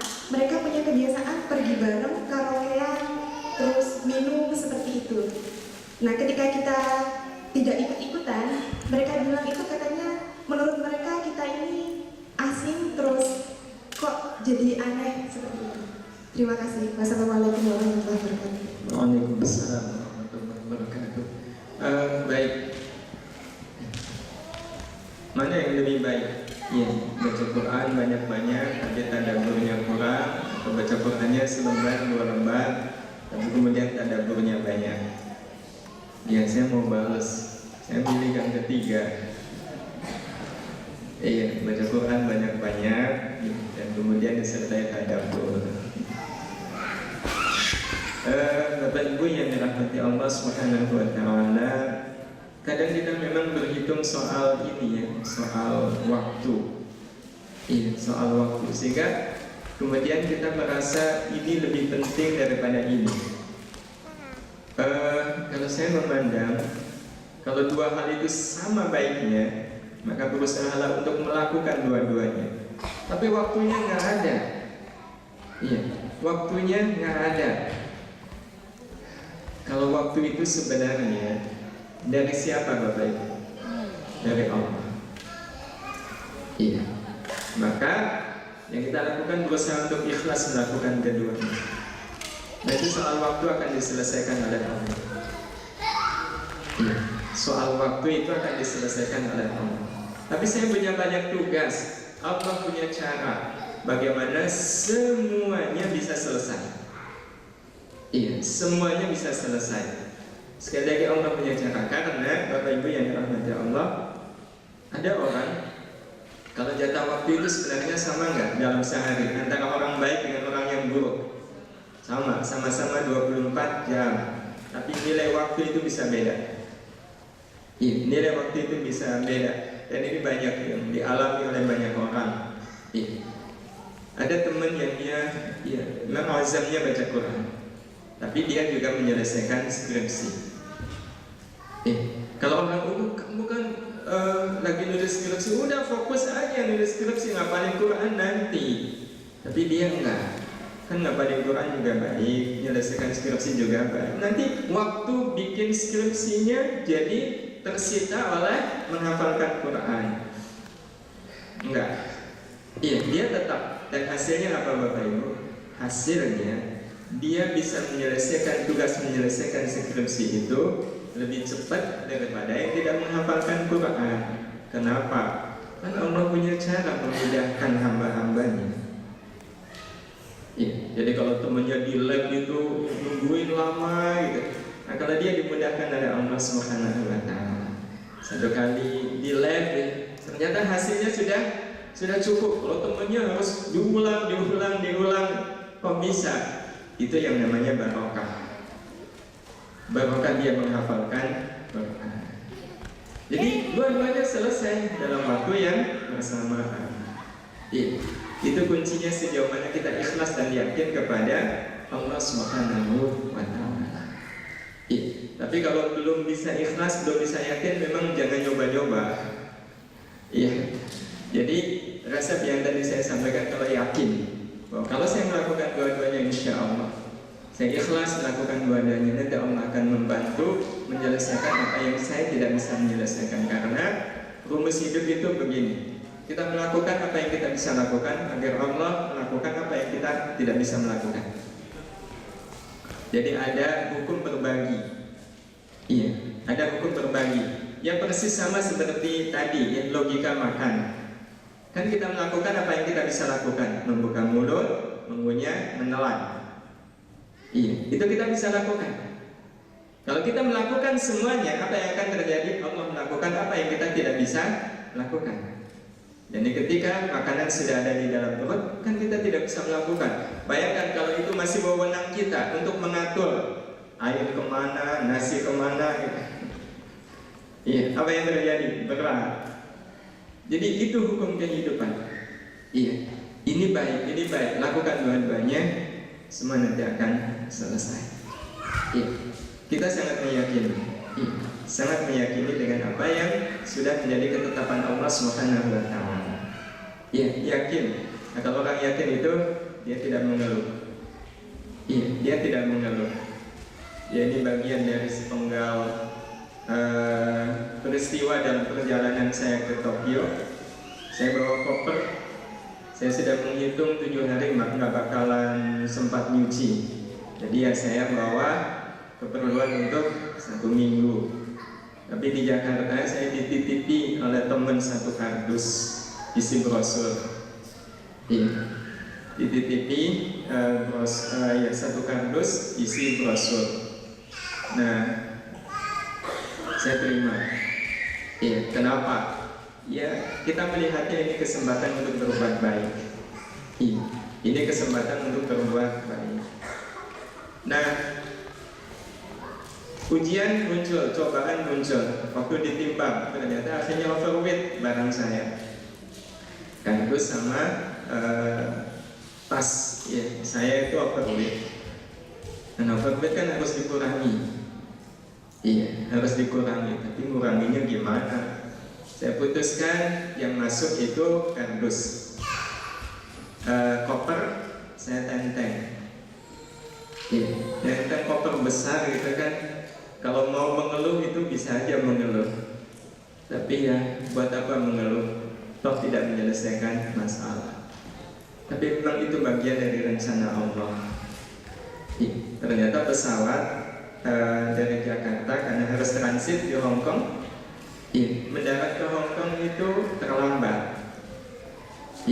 Begitu turun dari pesawat, saya harus lari menuju ke pesawat yang menuju ke Tokyo. Lari lumayan itu 0,5 kilo lebih. Itu kalau mau dibuat mengeluh, bisa nggak mengeluh? Coba kalau nggak ada kardus kan saya nggak perlu ngeret-ngeret koper saya ini. Tapi sekali lagi buat apa mengeluh? Tapi inilah rencana Allah Subhanahu wa Ta'ala. Begitu sampai di Tokyo, saya dikasih tahu kalau kardus itu masih tertinggal di Hong Kong. Itu artinya apa Bapak Ibu? Artinya kalau saya tidak dititipin kardus itu, maka yang tertinggal apa? Koper saya. Yang tertinggal itu koper saya. Berarti teman yang nitip kardus itu berjasa nggak ke saya? Berjasa gitu, subhanallah. Jasanya besar gitu. Jasanya besar. Karena kebayang Bapak Ibu yang dirahmati Allah Subhanahu wa Ta'ala. Saya tanya ke teman yang di Tokyo itu, gimana kardusnya udah sampai belum? Kebayang kan? Kebayang. Tapi sekali lagi, itulah rahasia Allah Subhanahu wa Ta'ala. yang kita tidak tahu, sehingga kita sebenarnya simpel aja. Ini baik nggak? Baik, lakukan. Tapi saya harus memilih, sama baiknya nggak? Sama baiknya bisa nggak dilakukan dua-duanya? Lakukan dua-duanya. Kita melakukan apa yang kita bisa lakukan agar Allah melakukan apa yang kita tidak bisa lakukan. Ya. Begitu. Tadi yang kedua jadi malah lupa. Apa yang kedua tadi? Oh, ini yang pegang mic juga lupa ya. Iya. Apa yang kedua? Maaf Pak, itu kadang apa yang kita lakukan menurut kita baik itu. Oh ya, saya ingat. Terima kasih, udah cukup. Baik, Bapak Ibu yang dirahmati Allah, kadang kita merasa berbuat baik, tapi kebaikan kita ya tidak dinilai baik oleh orang lain. Apa maknanya? Maknanya berarti kebaikan kita belum cukup untuk disebut sebagai kebaikan. Ya, karena yang namanya orang baik itu dua. Orang baik itu adalah pertama orang yang kebaikannya membaikan orang lain. Iya, orang baik itu adalah orang yang kebaikannya membaikan orang lain. Sehingga dia tidak bisa disangka lain oleh siapapun kecuali disangka baik. Iya, itu orang baik. Jadi kalau ada orang baik tapi masih disangka tidak baik oleh orang lain, berarti kebaikannya memang belum cukup untuk disebut sebagai kebaikan. Kalau orang yang betul-betul baik, contohnya dia orang yang dikenal baik, pas kotak infak lewat gitu, dia masukkan uang cuma sedikit. Apa kata orang tuh lihat beliau? Ya, beliau memang rajin sekali infak. Kemana-mana beliau infak. Sampai di majelis ini beliau infaknya cuma 100 yen. Itu berarti beliau infak 100 yen disangka baik atau disangka tidak baik? Disangka baik atau tidak baik? Disangka baik. Infak beliau udah kemana-mana tuh lihat. Iya, akhirnya beliau infak ke sini cuma 100 yen. Itu berarti beliau infak 100 yen itu dianggap sebagai kebaikan. Iya, datang terlambat. Subhanallah, beliau itu memang waktunya padat sekali, ilmu dibutuhkan oleh banyak orang nih, sehingga akhirnya datang ke sini terlambat. Maka datang terlambat itu baik atau buruk? Buruk, tapi tetap aja orang nyangkanya baik. Itu berarti tandanya beliau orang yang kebaikannya itu sangat kuat. Iya. Maka kalau seandainya kita berlaku baik tapi orang kok tidak menyangka saya baik, nah itu berarti sebuah tadkirah, tadi kita sebut ya, tadkirah, peringatan. Berarti kebaikan saya ke dia belum cukup, belum kuat. Kuatkan kebaikan kita ke beliau, sehingga kalaulah beliau mengajak ya, kita tidak mau, beliau tidak bisa berprasangka lain kepada kita kecuali berprasangka baik. Iya, begitu. Mudah-mudahan cukup. Ya, baik. Saya kira waktunya sudah tepat jam 3 lebih sedikit. Kita masuk ke acara selanjutnya. Jazakallah khairan katsir kepada Ustaz Syukril. Semoga yang disampaikan ini berkah untuk kita semua. Amin. Acara selanjutnya silakan Ustaz.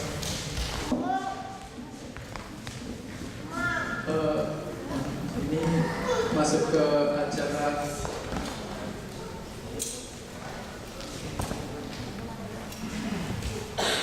penyerahan hadiah untuk adik-adik yang tampil menghafalkan ayat-ayat suci Al-Quran.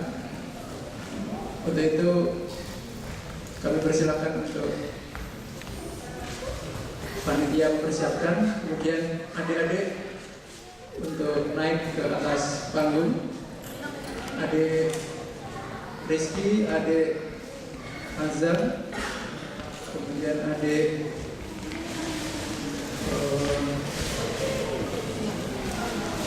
semuanya tadi, adik-adik silakan untuk naik ke panggung. Kemudian ada informasi dari panitia bahwa bagi saudara-saudara sekalian yang ingin lebih tahu tentang aktivitas dari KMI Kansai, bisa dilihat di website di kmii-kansai.org.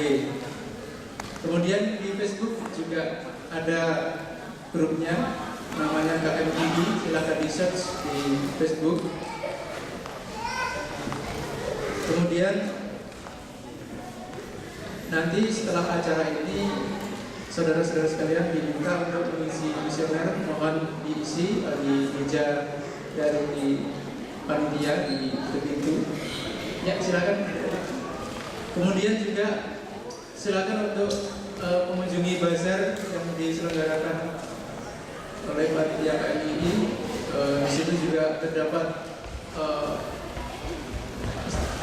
bentuknya juga sebagian untuk amal, untuk infak. Silakan untuk membeli, ada beberapa berbagai macam makanan. Ya, silakan baris, adik-adik. Kemudian setelah acara ini nanti bagian sholat asar di tempat seperti tadi, tempat sholat zuhur. Setelah acara ini sekitar jam 15.40 bisa dilaksanakan di belakang dari majelis ini.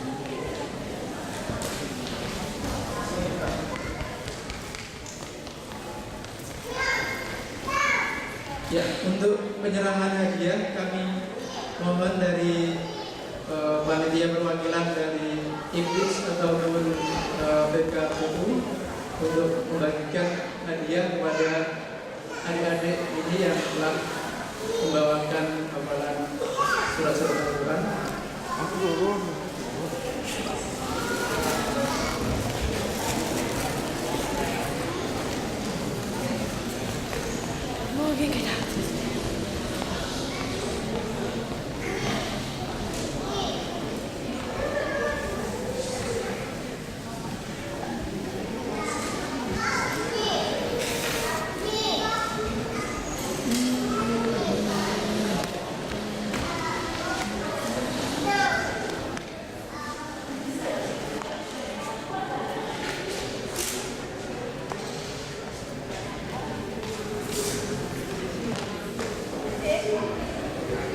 Ya, kami mohon untuk Bapak Komjen, Bapak Wisnu Pratikno untuk menyerahkan hadiah kepada adik-adik. Kami persilakan untuk ke atas panggung.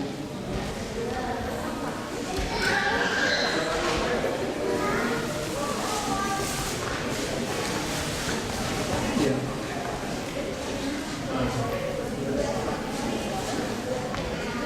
Ya, ini untuk adik Rizky. Kemudian adik Azam. Yang adik Abdullah Azam mana? Oh iya. Ya. Dan adik Fajar. Ya, terima kasih.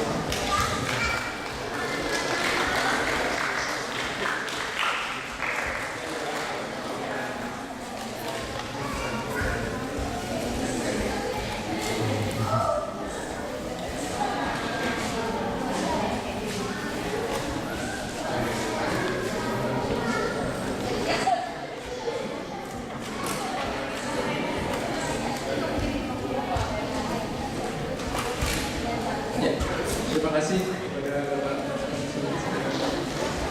Ya, terima kasih. Ya, silakan adik-adik untuk kembali ke tempatnya.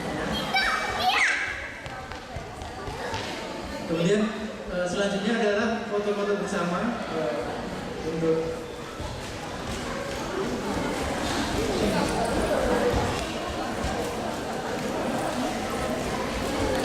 ya, baiklah, sebelum sampai ke acara foto bersama, kita tutup dulu acara ini. Kami mohon Bapak Ustadz Syafi'i Abdul untuk mengisi doa penutup untuk acara ini. Kami persilakan.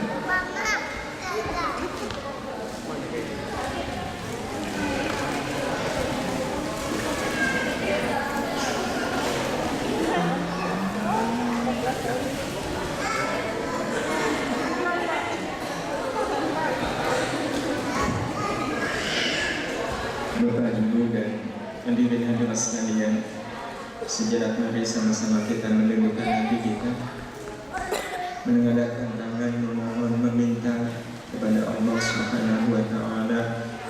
Mudah-mudahan saat ini menjadi saat mustajabnya doa, sehingga tidak ada satupun yang kita mintakan kepada Allah kecuali diijabah oleh Allah Subhanahu wa Ta'ala. Bismillahirrahmanirrahim. Alhamdulillahi Rabbil Alamin.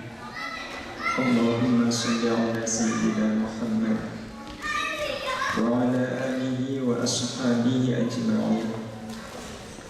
Ya Allah, Ya Rahman, Ya Rahim, inilah kami ya Allah, hamba-hambamu yang kau kumpulkan di tempat ini, yang kau saksikan penuh dengan lumuran aib dan dosa.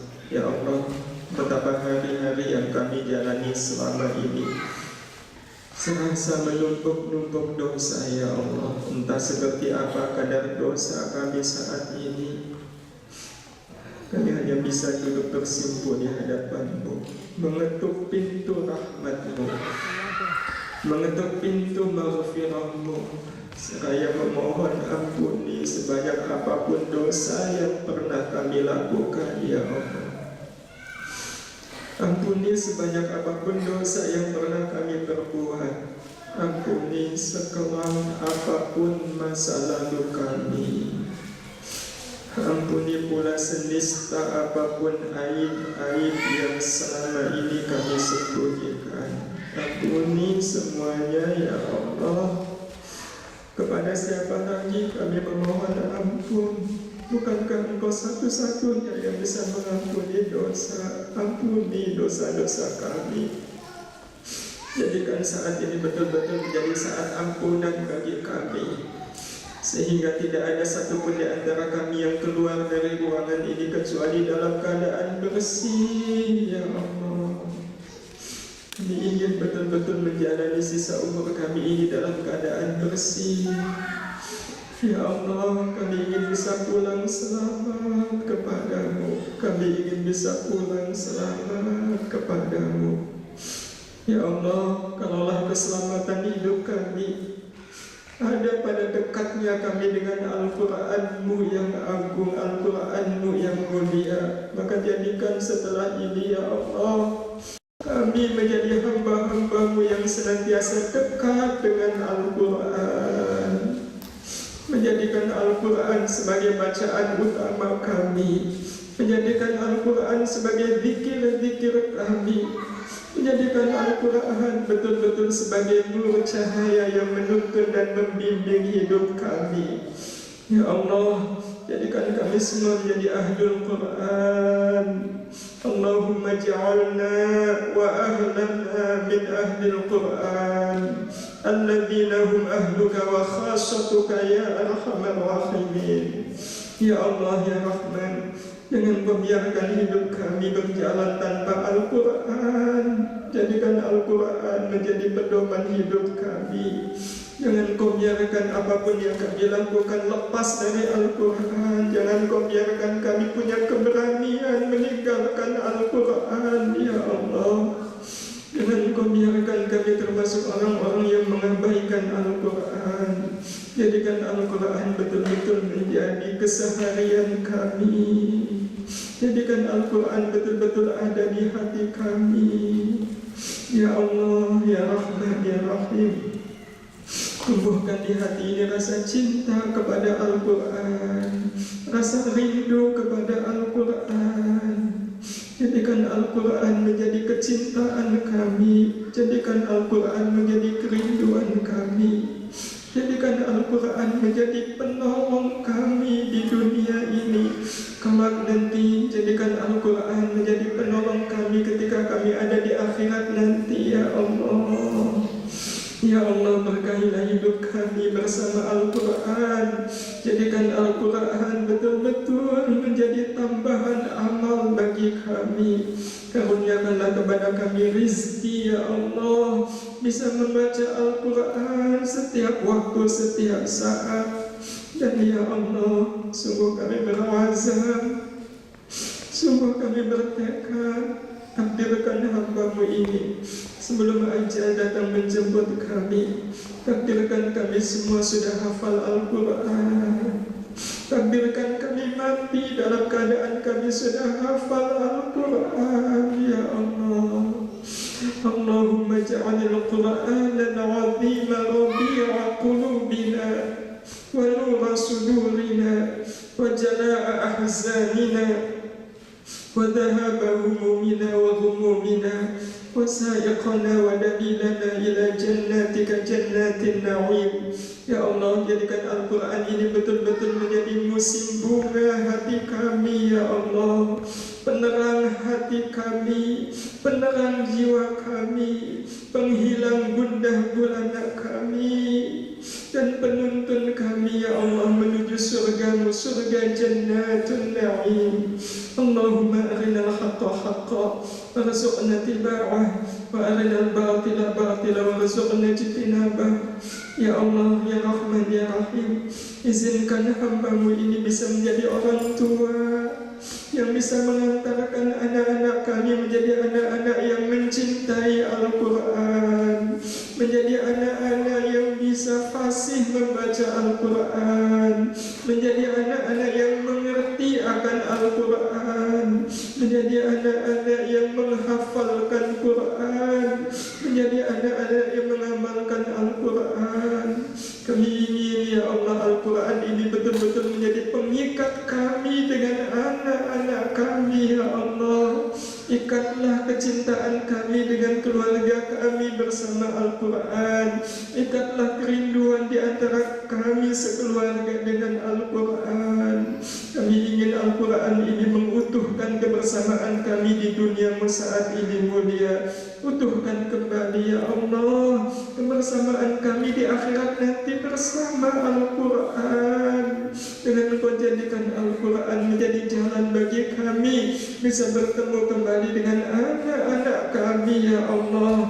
Anak-anak kami semuanya di surga nanti. Ya Allah, jangan Kau pisahkan satupun di antara anak-anak kami di surga nanti.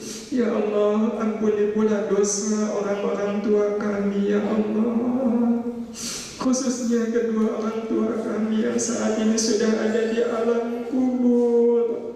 Lapangkan kuburnya, ya Allah. Cahayai kuburnya, ya Rahman. Jadikan kubur beliau menjadi taman dari taman-taman surga-Mu, ya Allah. Jadikan bacaan Al-Quran kami, jadikan doa-doa kami, jadikan ibadah-ibadah kami betul-betul, ya Allah, menjadi jalan lapang dan luasnya kubur kedua orang tua kami, ya Allah. Izinkan kami bisa bertemu kembali dengan kedua orang tua kami di surga nanti, ya Karim. Allahumma ighfir lana dhunubana wa liwalidina warhamhum kama rabbawna shaghira. Rabbana taqabbal minna innaka antas sami'ul 'alim wa tub 'alaina innaka antat tawwabur rahim. Rabbana la tuzigh qulubana ba'da idh hadaytana wa hab lana min ladunka rahmah innaka antal wahhab. Ya Allah, ya Rahman, lindungi kami dari neraka-Mu, jaga dan pelihara kami dari azab neraka-Mu, jaga dan lindungi kami dari amal-amal yang bisa menyeret kami ke dalam neraka-Mu. Ya Allah, jangan Kau biarkan kami hidup seperti cara hidupnya ahli neraka. Jangan pula Kau biarkan kami mencari rezeki seperti cara mencari rezekinya ahli neraka, ya Allah. Ya Allah, ya Rahman, ya Rahim. Jangan Kau biarkan dunia melalaikan kami. Jangan Kau biarkan dunia, ya Allah, menipu dan memperdaya kami. Ingatkan kami, ya Allah, betapapun kami ada di bumi di mana kalimah-Mu jarang dikumandangkan di sini, ya Allah. Tapi kami mohon bantulah kami agar kami selalu ingat kepadamu, ya Karim, agar kami tidak meninggalkan sholat. Jangan Kau biarkan kesibukan-kesibukan kami mencari dunia, ya Allah, di bumi-Mu ini membuat kami melalaikan akhirat. Ya Allah, tanamkan di hati kami walau bagaimanapun akhirat lebih baik dari dunia. Karena itu ya Allah, jadikan kami mencari dunia semata-mata agar kami bisa mendapatkan kedudukan yang tinggi di akhirat nanti ya Allah. Jadikan segala kesenangan-kesenangan dunia, kekayaan-kekayaan dunia menjadi jalan akhirat bagi kami. Apalah artinya kami mencari uang, mencari harta, pangkat dan kedudukan kalau tidak bisa mengantarkan kami ke surga-Mu ya Allah. Jadikan surga menjadi ujung akhir perjalanan hidup kami di dunia ini. Izinkan ya Allah dikala sakaratul maut datang menyapa kami, izinkan kami bisa melihat tempat tinggal kami di surga nanti. Izinkan kami bisa melihat pasangan hidup kami di surga nanti. Dan jadikan pasangan hidup hamba adalah pasangan hidup hamba di dunia ini ya Allah. Jadikan saat-saat sakaratul maut nanti menjadi saat-saat yang paling indah dalam hidup kami. Kami lepas ajal kami dengan kemuliaan husnul khatimah. Allahumma inna nas'aluka husnul khatimah wa na'udzubika min su'il khatimah. Allahumma hawwin 'alaina fi sakaratil maut. Allahumma rabbana atina fid dunya hasanah wa fil akhirati hasanah wa qina 'adzaban nar wa qina 'adzaban nar wa qina 'adzaban nar. Wassallallahu ala sayyidina Muhammad wa ala alihi wa sahbihi ajma'in. Subhana rabbika rabbil 'izzati 'amma yasifun wa salamun 'alal mursalin walhamdulillahi rabbil alamin. Mudah-mudahan Allah mengabulkan doa-doa kita semua. Sungguh saya mohon maaf kalau apa yang saya sampaikan tidak seperti apa yang diharapkan Bapak dan Ibu. Banyak tutur kata saya yang mungkin tidak berkenan di hati Bapak dan Ibu.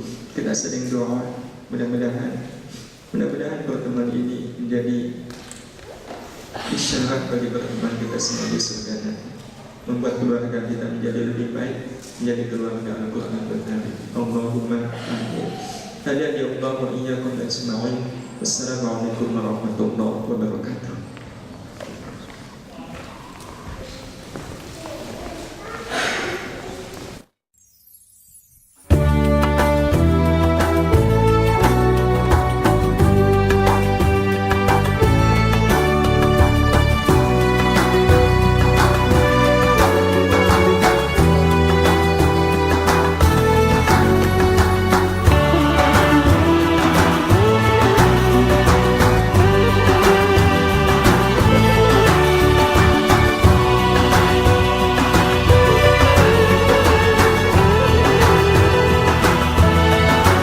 Gönüllerde hasretin var, yürekler aşkınla çarpar. Sensiz dünya bizlere dar. Selam sana ey kutlu yar. With submission, faith and patience, you conveyed the noble message, brought us light through your guidance.